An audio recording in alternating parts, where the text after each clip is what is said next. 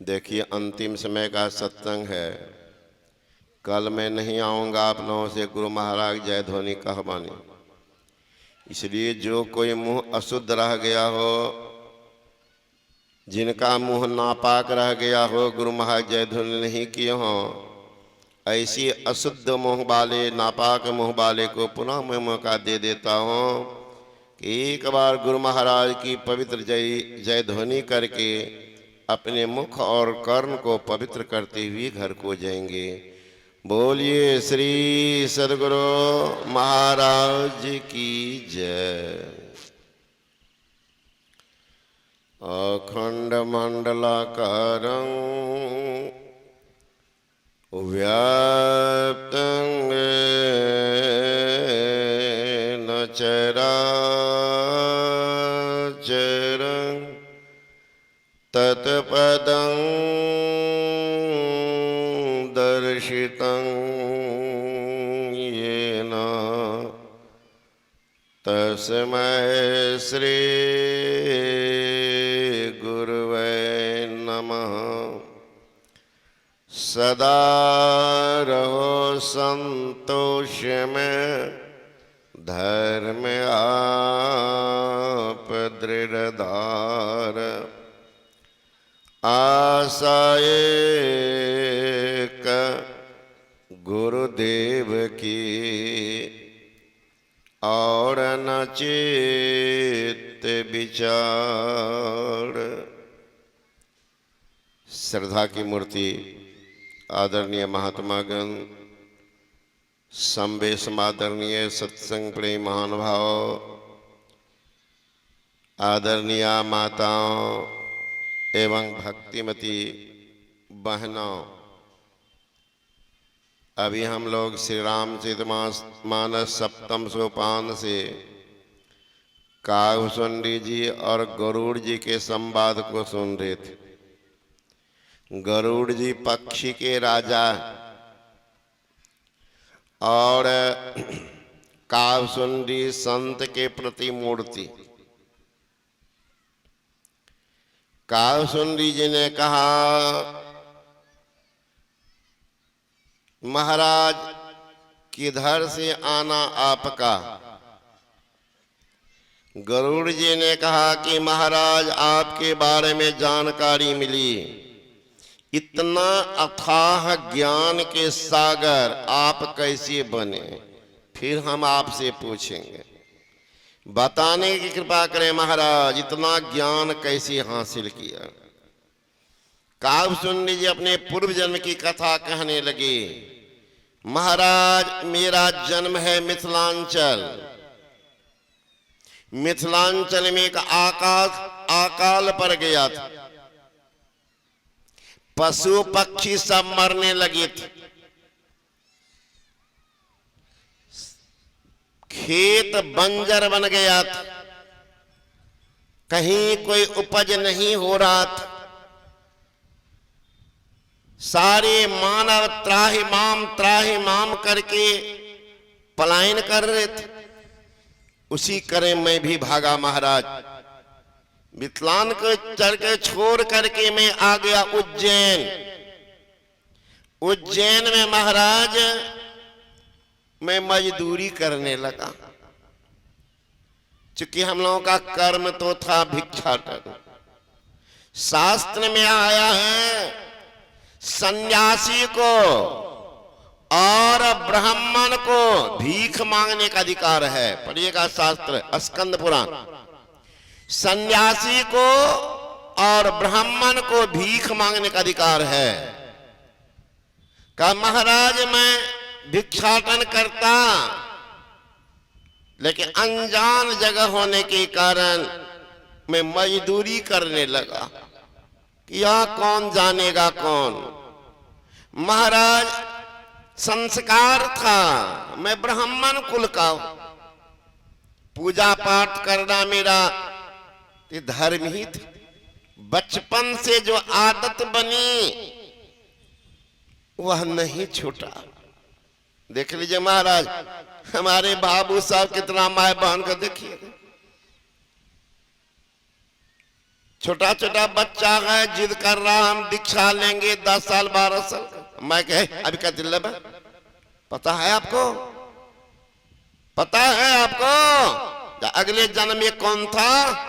भगवान श्री कृष्ण ने कहा है अर्जुन को, योग भ्रष्ट पुरुष की अधोगति नहीं होती है। पहले वह स्वर्ग सुख भोगेगा, फिर श्रीमान कुल में जन्म लेगा, भक्त के घर में जन्म लेगा, अब पुरजन के संस्कार संस्कृत वो भक्ति में लग जाएगा।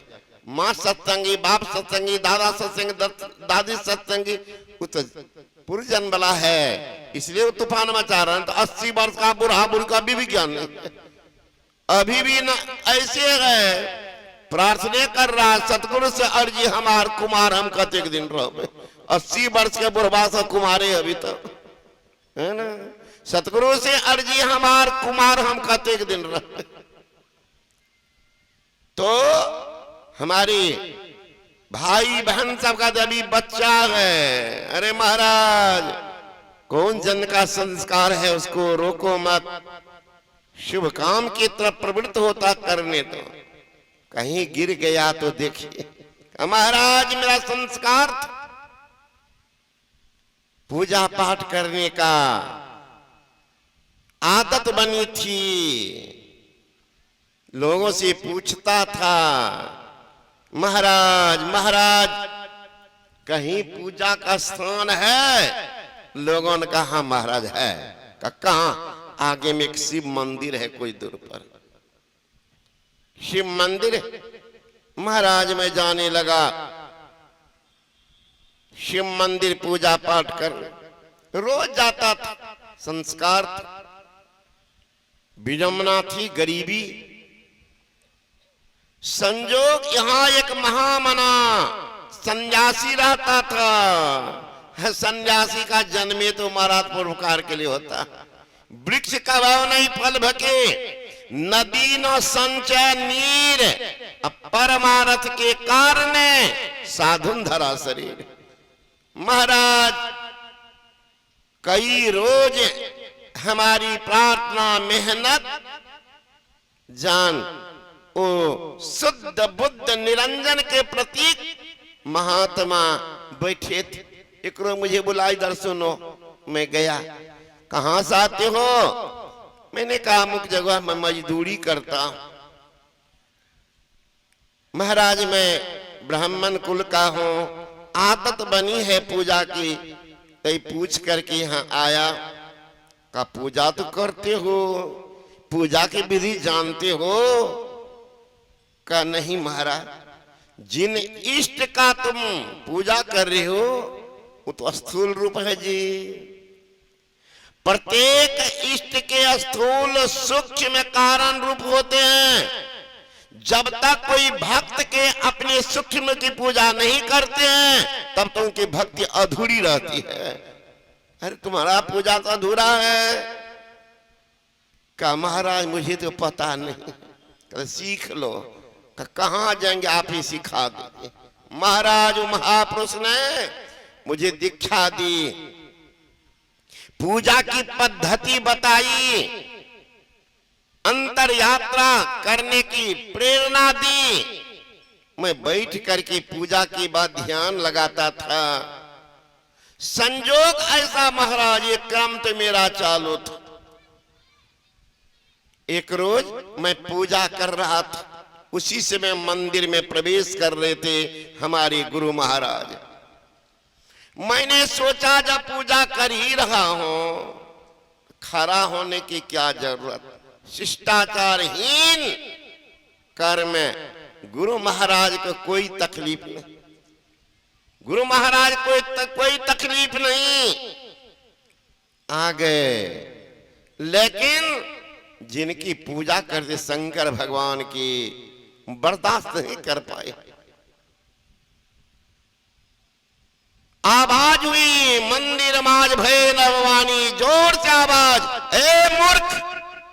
गुरु के आने पर अजगर तो बैठा रह गया, जा तुम अजगरे बन जाओ। देख लीजिएगा शिष्टाचार। संत मत लोग खड़े हो जाते, बाबाजी थो से 4 डिग ऊपर थोड़े हो जाते। अपनी शिष्टता है। शिष्टता है, अहंकार का उसमें नाश भी होता है। का महाराज में बैठा रह गया, भगवान शंकर ने साफ दे दिया। फिर गुरु महाराज प्रार्थना करे, हे शंकर भगवान, मेरा शिष्य है ये बच्चा, ज्ञान नहीं है, दूर से आया है, क्षमा कर दीजिए। कहे ब्राह्मण देव, यद्यपि आपकी प्रार्थना में प्रसन्न हो, लेकिन इनको क्षमा कर दूंगा, मेरा वेद मार्ग भ्रष्ट हो जाएगा। गुरुजी प्रार्थना करे, महाराज महाराज कोई उपाय कीजिए। नमामि शिवशान निर्वाण रूपं विभुं व्यापकं वेदस्य रूपं निजं निर्गुणं निर्विकल्पं निरीहं चिदाकाशमकाश वासं भजेहं। इस तरह से बहुत प्रार्थना किए हैं। तब कहा कि ही गुरुदेव, आपकी ऐसी ही प्रार्थना है तो सांप तो इनको लगेगा, सांप तो लगेगा, लेकिन सबसे बड़ा दुखदाई है आवागमन का चक्र।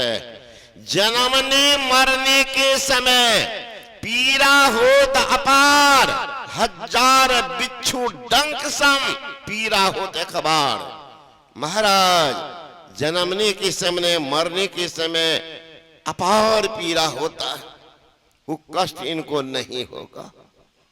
थोड़ा है राहत दे देता हूं, और इनका ज्ञान भी लोप नहीं होगा।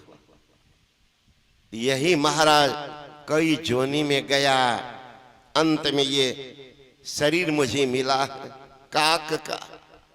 भला पक्षी कहीं ध्यान करे, पीपर तरसो ध्यान जो धरई, जाप यज्ञ पाकर तर करई, आम छाह करी मानस पूजा, तज हरि भजन काज नहीं दूजा, बट तर करी हरि कथा प्रसंगा, आबे सुने अनेक विहंगा। ओ महाराज, मेरा ये रूटीन है, ये मेरा संस्कार है। उन्होंने कहा कि तुम चाहो तो मानव शरीर दे देता। नहीं महाराज, बढ़िया छिप करके ध्यान करता, यही जीवन ठीक है, ऐसे ही रहने दिए। एक बार नारद जी आ रहे थे, ये रोड के किनारे के बैल बंधा हुआ, बैल को देख करके नारद जी हंसने लगे। बैल घूम गया, हंस रहे, मनुष्य की भाषा में बोलता, बैल आप हंस रहे। कहा महाराज महाराज, सौभाग्य है, सौभाग्य है कि आपका अगला जन्म अब मानव का होगा, अंतिम जीवन है तेरा, अब मानव का शरीर होगा। इतना कहना था तो बैल रोने लगा। कहा रोते हो, तुमको तो खुश होना चाहिए, उछलना चाहिए, मानव बनेंगे। कहा महाराज जैसे तैसे मानव से बढ़िया मैं हूं। कहा जैसे तैसे मानव से? महाराज जो ज्ञान नहीं धारण किया है, जो भक्ति नहीं करता है, उससे बढ़िया मैं हूं। कहा उससे बढ़िया तुम कैसे? बैल जोनी में। अरे महाराज बैल का जोनी है, तो मैं झूठ नहीं बोलता, मान लो झूठ बोलता, मैं मांस मछली नहीं खाता हूं। वो आदमी मांस मछली खाता, अंडा गंडा सब चबा जाता है, शराब सब पीता, हम नहीं पीते शराब, हम नहीं मांस मछली खाते महाराज, हम झूठ नहीं बोलते हैं, हम दूसरे को धोखा नहीं देते हैं। वैसे मानव से बढ़िया हम ही हैं, इसलिए मानव बने महाराज, वैसा बने जो जीवन की अंतिम कड़ी को मिल जाए। वो मानव। एक बार एक यात्री जा रहे थे, एक दरबार में देखा, राज दरबार, महावत हाथी को नहला धुला करके साफ सुथरा जेवर पहना करके बांध दिया। वो हाथी सूंड से धूल उठा उठा कर सिर पर ले रहा। यात्री खड़ा होकर देखता है, ये तो अभी तुरंत नहलाया गया है, अब फिर सिर पर धूल ले रहा। मन नहीं माना। महावत खड़ा तब, ए महावत, ये हाथी धूल क्यों ले रहा है? अभी तो तुम नहलाए हो, जेवर पहनाए हो। महावत को ज्ञान कम था, कहा बाबा ये जंगली जानवर है, ज्ञान नहीं है इसलिए धूल ले रहा। लेकिन बड़ा खोजी था वो, इस उत्तर से संतुष्टि नहीं मिली, है ना, संतुष्टि नहीं मिली। तो जाके पूछते हैं रहीम कबीर से, दरबार था ना, तो जो जिस भाषा के होते हैं उस भाषा में बात कीजिए, बड़ा खुश हो जाते हैं, बड़ा खुश होते हैं। कवि थे, कवि के भाषा में बोलते, धूल धरत निज शीश पर कह रहीम कही काज। ए रहीम, किस कारण से हाथी बेचारा धूल ले रहा है? धूल धरत निज शीश पर कह रहीम कही काज। रहीम कवि ने कहा महाराज ये तो धूल नहीं ले रहा है, उस धूल कण की खोज में कौन?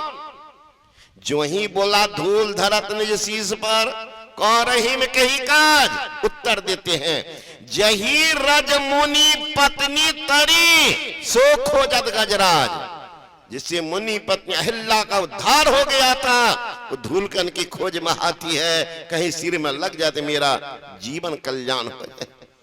फिर भी या रिसर्चर को संतुष्टि नहीं। पहुंच गए कबीर बाबा के पास। ओ बाबा कबीर, जो संत होते समदर्शी होते हैं उनकी दृष्टि बड़ी पैनी होती है।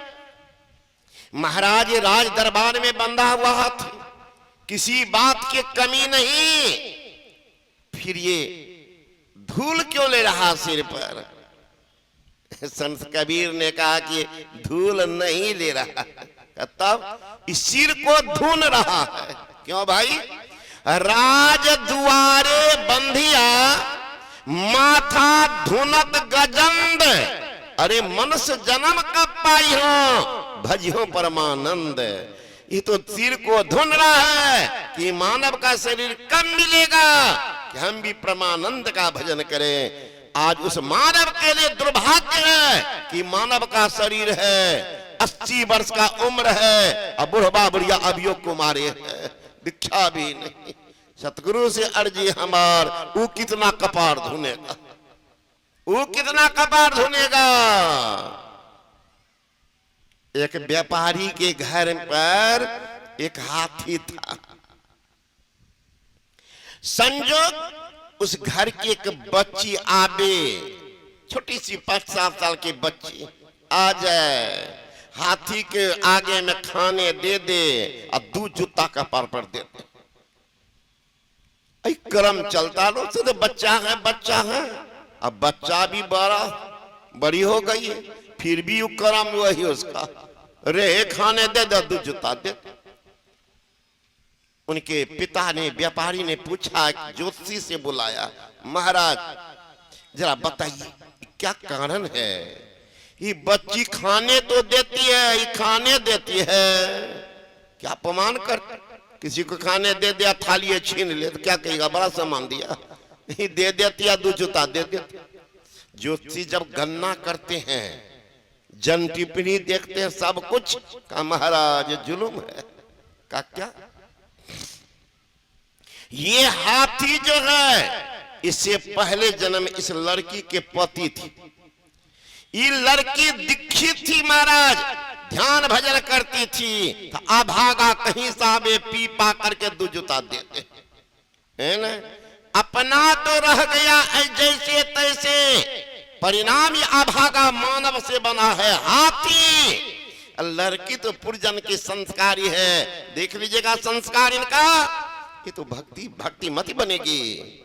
और आगे बढ़ने दीजिए, ज्ञान इनको है, बालपने से ये काम इनका है कि हमारा स्नान कराती, इनकी माती आंख बंद करती, हमारा संस्कार है, संस्कार है। कहा महाराज तो कोई उपाय है? कहा अब क्या उपाय है? ऐसे जूता खाएगा अब ये हाथी मरेगा, अब इसी नरक में जाकर जन्म लेगा। ये लड़की मरेगी, पुण्य इनका है इतना ये स्वर्ग लोक में तौती होवा जाकर देव कन्या बन के जन्म ले ली। देख लीजिए संस्कार लड़की कहाँ जा रहे। आज भी एक बच्ची ली है खगरा के क्षत्रिय परिवार के बच्ची से, वो छोटी है और दीक्षा ले ली आज। मैंने कहा उनके